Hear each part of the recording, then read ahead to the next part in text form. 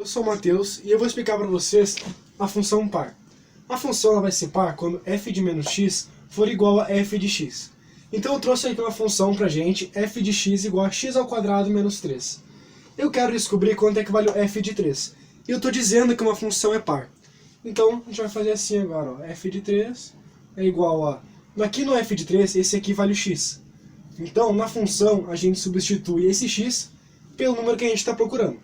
Nesse caso, vai ser x ao quadrado, que no caso seria 3 ao quadrado, que é 9, menos 3. 9 menos 3 resulta em 6. Como eu estou dizendo para vocês que isso é uma função par, então o f de menos 3 tem que dar 6 também. Então vamos lá. Menos 3 ao quadrado é 9 também. Por quê? Porque menos 3 ao quadrado seria menos 3 vezes menos 3. E menos com menos dá mais. Então seria 9 também, menos 3.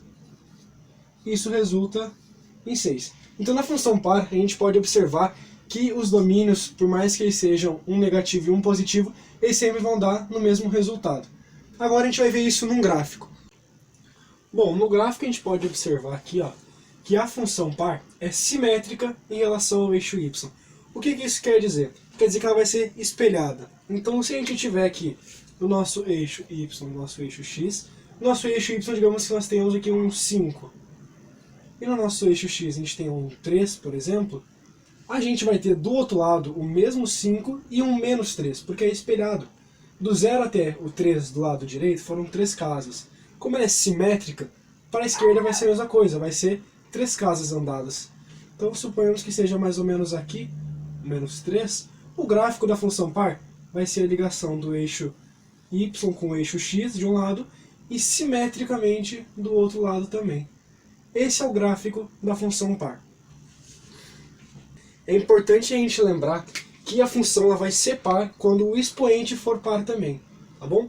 Então se o expoente for 2, 4, 6, 8, 10, a função vai ser par. Agora, quando o expoente for ímpar, a função vai deixar de ser par e vai tomar um outro rumo. Então, expoente par, a função é par. Quando o expoente for ímpar, ela não é par.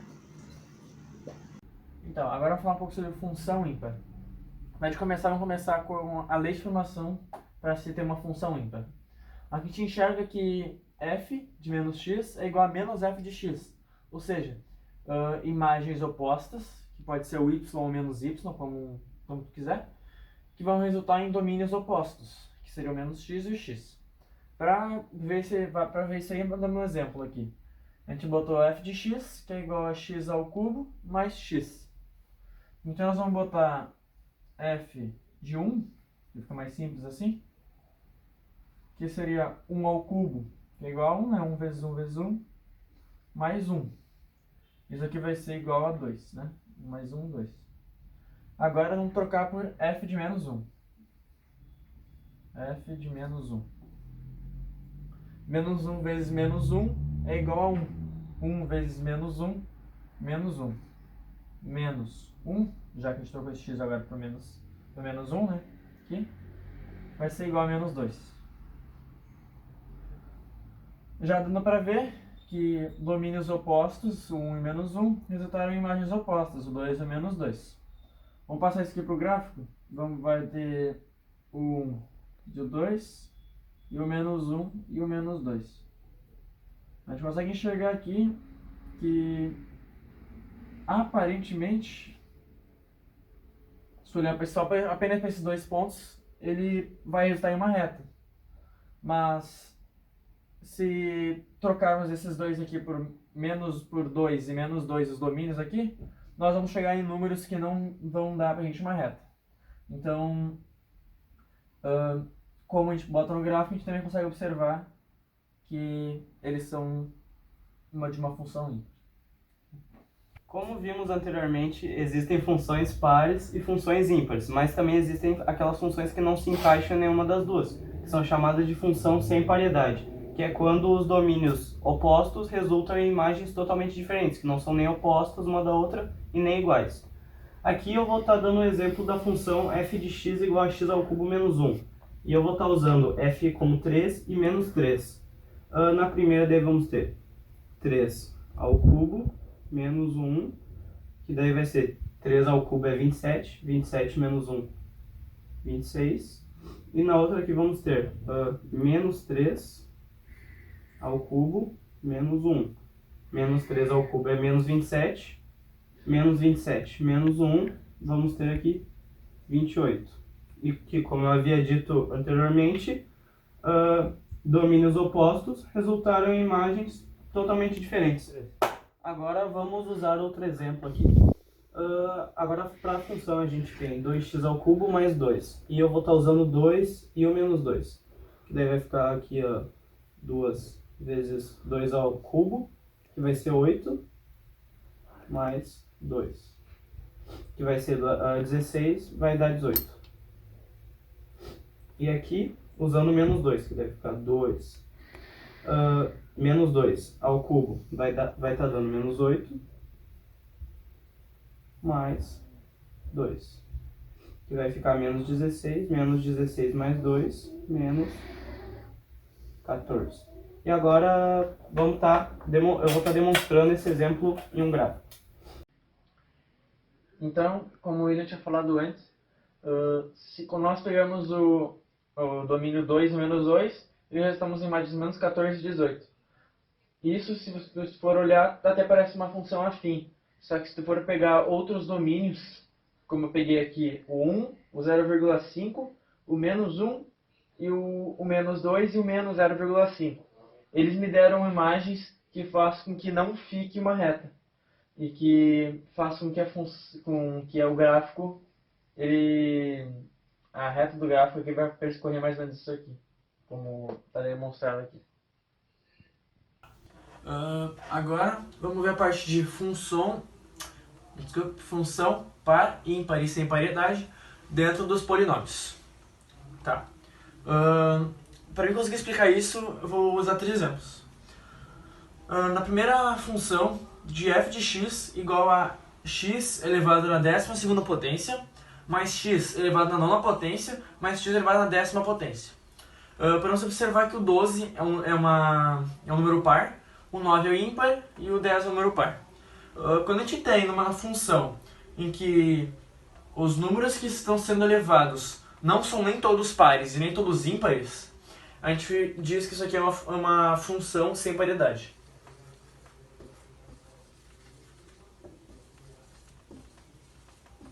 Graças aos expoentes.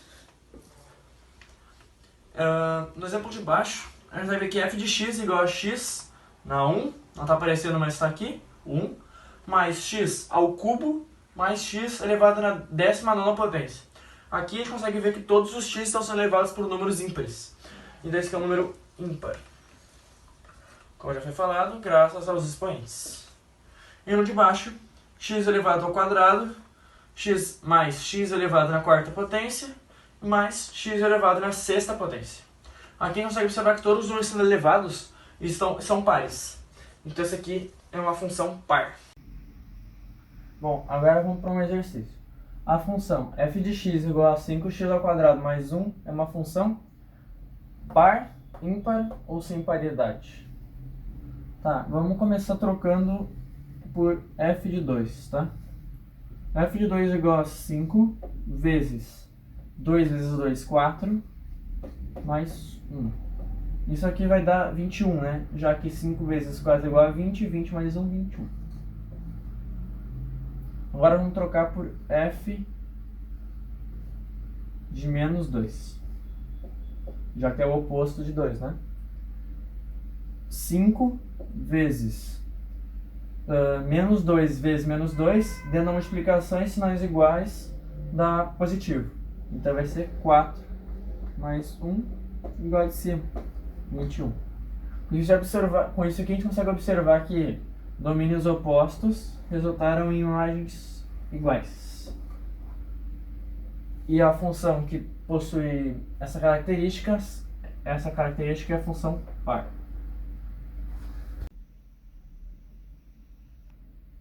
Ok, vamos para mais um exercício. Dadas as informações dos gráficos abaixo, indique se a função é par, ímpar ou sem paridade. Tá, vamos dar uma olhada nesse primeiro gráfico. Nesse gráfico aqui, a gente consegue enxergar que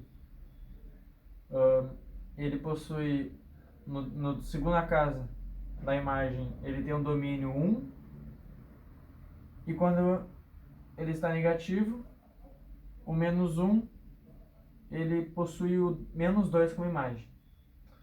Esse aqui a gente consegue enxergar que os domínios estão opostos, e as imagens também. Então a gente enxerga que isso aqui é uma função ímpar.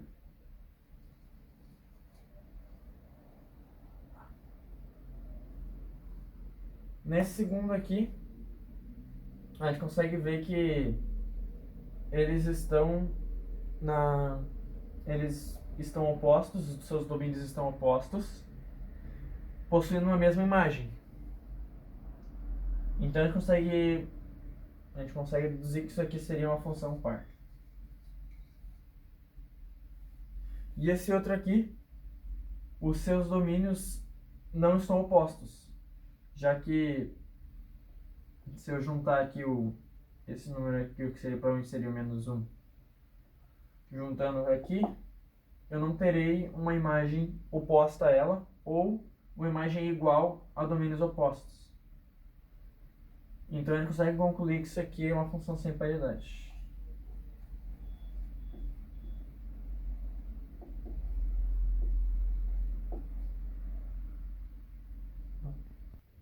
Ok.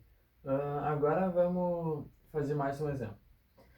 Determine se as funções abaixo são par, ímpar ou sem paridade. Olhando para o primeiro exemplo, a gente consegue perceber que ele é um exemplo de f de x igual a x na 4 mais x ao quadrado mais 1. O que a gente entende? A gente entende que os x eles possuem dois expoentes. Ou seja, esses dois expoentes eles são pares. Com isso, a gente consegue perceber que, supondo que o seu domínio seja menos 1, se tu fizer menos 1 elevado na 4, ele vai se tornar positivo, graças ao expoente. E isso é a mesma coisa por causa que os dois são pares. Então eles vão se tornar o mesmo número se os seus domínios forem opostos. Então isso aqui seria uma função par. Se quiser confirmar, pode trocar os x por 1 ou 2, como preferir. Agora vamos fazer de baixo. No de baixo consegue perceber que os meus expoentes eles são ímpares e pares. Com isso, a gente consegue perceber que aqui, se os meus domínios forem opostos, o número vai variar de positivo ou para negativo, e aqui o número sempre vai ser positivo, por causa que o expoente é par. Ou seja, a resposta aqui, a minha imagem, no caso, né, que nem a de cima, a minha imagem nesse daqui, ela vai variar. Ou seja, ela é uma função sem paridade.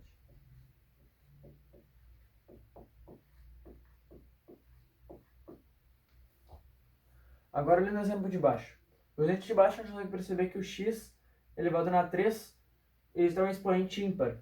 Ou seja, os seus domínios opostos terão imagens diferentes.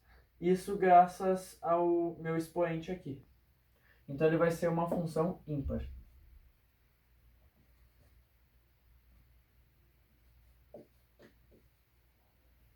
E agora para o último exemplo, a gente vai perceber que os nossos expoentes eles são os dois pares. Olhando que nem o exemplo de cima, se tu trocar os domínios, tu vai perceber que eles vão resultar na mesma resposta.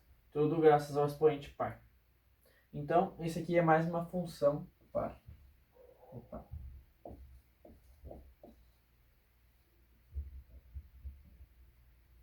Agora, dentro dos diagramas. Eu usei dois exemplos aqui, e um deles ele possui contradomínios opostos, que seriam o menos 4 e o 4, com contradomínios diferentes, em que o menos 4 possui o 1 como contradomínio e o 4 possui o menos 5 como contradomínio. Isso acontece a mesma coisa com o menos 7 e o 7. O menos 7 possui o 2 como contradomínio e o 7 possui o 6 como contradomínio.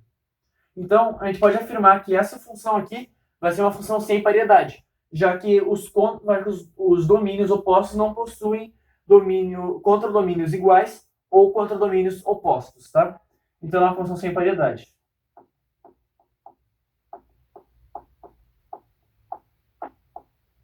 Já, agora nesse outro exemplo aqui, a gente vai observar que os nossos domínios opostos possuem um único contradomínio. O menos 1 possui o 3 e o 1 possui o 3. Isso também acontece a mesma coisa com o menos 2 e o 2, que também são domínios opostos. O menos 2 está possuindo o 2 como contradomínio e o 2 possui. Então, a gente pode dizer que essa função aqui ela vai ser uma função par, já que os domínios opostos possuem um domínio apenas, um contradomínio apenas. Isso aí. Tem um flick no meu flop, tem um bricks no meu chase, tem um claques no meu race, tem um focus on my chase. Ela gosta do meu rings, ela pira no meu trins, ela gosta de tomar um creams com chácara clappings. Tem um flick no meu flop.